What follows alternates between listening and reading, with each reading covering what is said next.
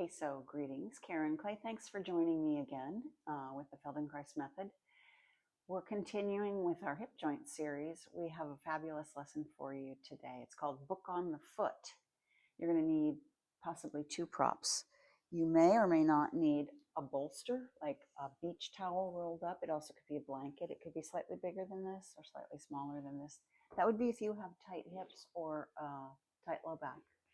And then you're going to need a book, like a coffee table book or a kid's book. It could be thinner than this and it could be bigger than this. But you need the book to be as big as your foot for sure. So a little book. And I think books that have a little bit of weight are actually easier to balance than books that aren't. So with that said, let's start in our usual place where we come and stand so that we can have a sense of how our feet meet the ground today. And as you hover over your right foot and notice your connection from your foot to your knee, to your hip, to your pelvis. And then as you hover over your left foot, foot to knee, to hip, to pelvis, just noticing the differences between them, not making any judgment, just noticing how they feel and how they feel differently. And then as we've done before, we'll step forward on the right foot. I'm going to do this sideways too. Forward on the right foot and push onto the ball of the left. And then step back and repeat that several times. Step forward on the right, push into the ball of the foot so that you land on top of the right leg. Then reverse and other side. Step forward on the left, push through the ball of your right foot so you land on top of your left foot and come back one more time.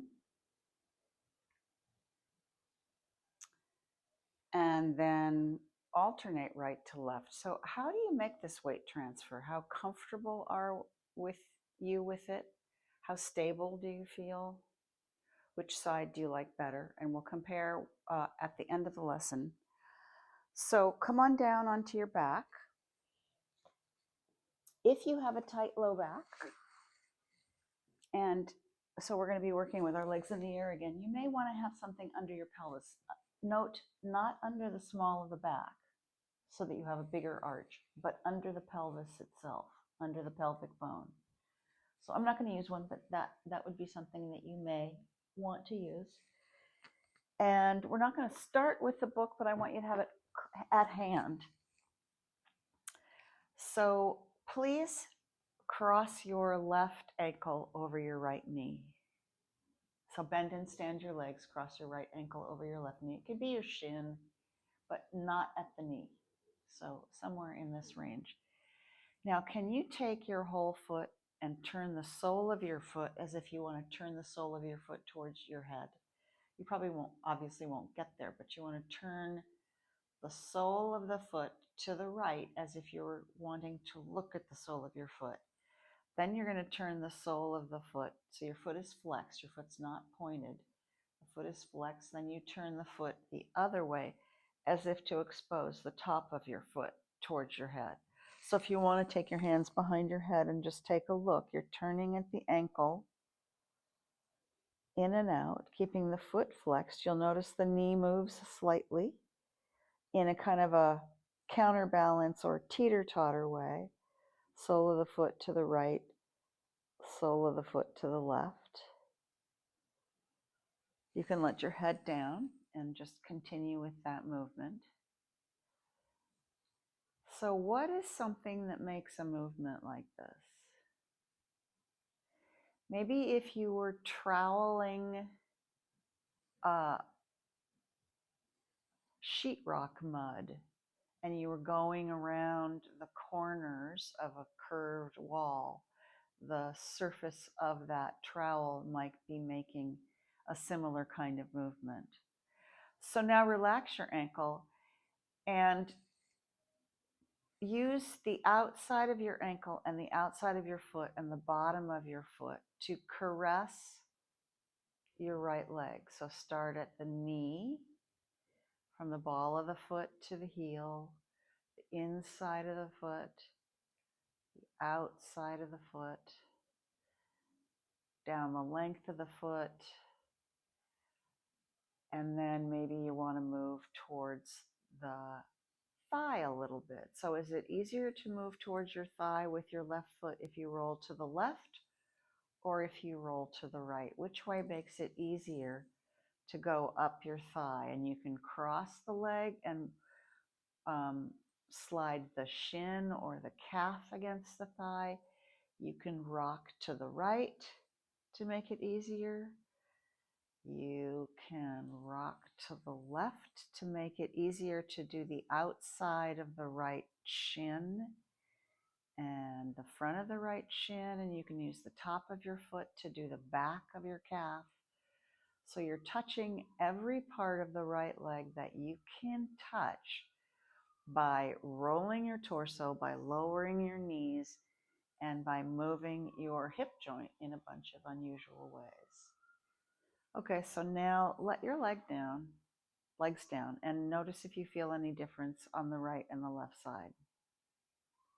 So you just did a lot of articulation, subtle, refined articulation through your hip joint and through your foot. So I'm guessing you probably feel different one side to the other. So bend and stand your legs again. Cross your the outside of your right shin over your knee, and first start with that foot flexed position of turning the sole of the foot away and turning the sole of the foot towards you, or turning the sole of the foot to the right and the sole of the foot to the left, or turning the sole of the foot to face the wall below you and then turning it to face the wall beside you. And you can bring your hands behind your head so you can have a little bit of visual aid, keeping the foot as flexed as you can as you roll the foot inward and outward. So you're working with the thumb side of the foot and, the big toe side of the foot and the pinky side of the foot as you move those edges. This is kind of what you do when you ski or when you skate, when you're using the edges of your ski. All right, so now relax your foot and just start like a bow over a cello, sliding the outside of your right shin over your knee. And then see if you can work with both sides of the foot, the top of the foot, the bottom of the foot, crossing the leg all the way over, rolling out to get to the inner thigh and the inner shin, finding the top of the foot, crossing over the other way to get the calf to the outside of the thigh. What about the hamstring? How would you touch the back of your thigh? And then down the inside of the shin, up the front of the shin, up the back of the shin by using the top of the foot or the bottom of the foot. You can play for many, many hours with this. Okay, great, good. So let that go, let your legs down again, and notice whether you've made a match in your legs in terms of how your pelvis fits and feels. And then please bend and stand your legs again and let your right knee open to the floor and bring your left foot parallel to the ceiling. So that's the constraint for the whole rest of the lesson. I need you to be able to see my foot. Hang on a second. Just pause for a moment. I'm going to get my camera a little better organized. Okay. So your right knee's open. And now what you're going to do is, keeping the sole of the foot parallel to the floor, you're just going to move left and move right. So your foot is flexed. If what you're doing is troweling the ceiling with mud or with plaster, then that trowel, which is the bottom of your foot, has to stay parallel to the ceiling no matter which way it moves, which means you're going to be doing the ankle movement that we just learned at the beginning of the lesson. Okay, so now bring your knee closer to you and bring your knee further away from you. And bring your knee closer to you and you'll notice that you're rolling. When you bring your knee closer to you, you roll to the left. When you bring your knee further away from you, you roll to the right. Okay, so now let's add the book onto your foot and just take a moment. You can be anywhere with your right knee. Your right knee can be standing up. It can be part way open. It can be all the way open, whatever works for you. So you're going to take the book closer to you and take the book further away from you. Just keeping the foot and the book parallel to the ceiling. Small little movement. Which way would you roll if you wanted to reach your heel towards the ceiling? And which way would you roll if you wanted to reach your heel towards the floor? So by adding a little bit of rolling, using your shoulders against the floor to support you, rolling across your back, rolling across your pelvis, you could do a little tiny towards the ceiling, towards the floor movement. And now if you want to move right, you roll to the right, changing the angle of your foot so that your foot stays parallel to the ceiling. So watch your foot, watch the book so that you can keep the relationship between the ceiling and the book and between the floor and the book constant. All right, take a rest, let your legs down. Notice what you notice about your pelvis, your legs.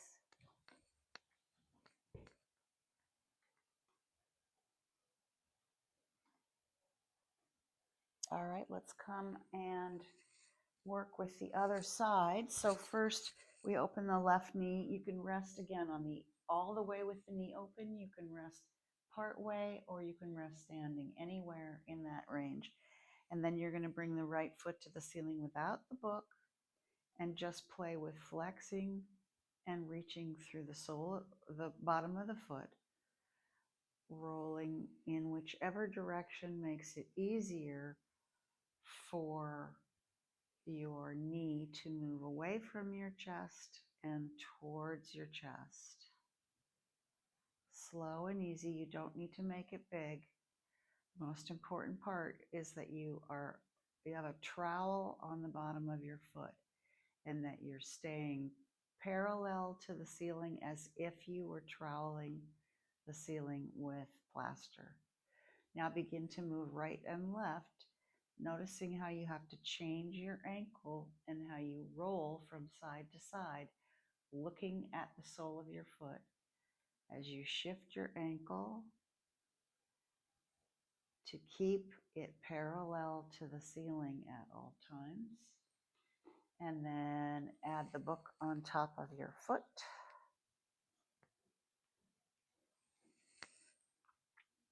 Start just pausing for a moment, relaxing your toes, letting your toes feel the book, letting your heels feel the book. And then start by lowering the book towards the floor by rolling to the right and reaching your heel towards the ceiling as you roll to the left, resting on your left foot, on the outside of your left foot. Lowering just a tiny bit and reaching just a tiny bit. Don't make it a big movement. Most important thing is to stay looking at your book, looking at your foot, and to keep parallel to the ceiling, the plane of the ceiling at all times. Up and down, and then start moving sideways, noticing how much you have to change your ankle to keep the trowel. The further the trowel is away from you, the more your wrist has to bend. And then when you come into the center, the trowel is in a different place. And when you take the trowel to the opposite direction, your wrist has to go in the opposite direction. So Notice what happens as you roll side to side, and always keep the foot parallel to the ceiling. There you go. Wonderful. Okay. Pause and lengthen your legs and take a rest. I'm just checking the time. And so see what you notice in lying. And then please roll to your side and bring yourself up to sitting and come to stand. Back on the floor somewhere. And oh my goodness, notice the difference in how your feet meet the floor. The aliveness of your feet, the aliveness of your legs and your hip joints. And move over onto the right side so that you're hovering over your right foot. And then hover over to the left side so you're hovering over your left foot. Back and forth. And then step forward with your right. Push off the left foot. And back. Do that several times on the right. And back. And then on the left, several times on the left.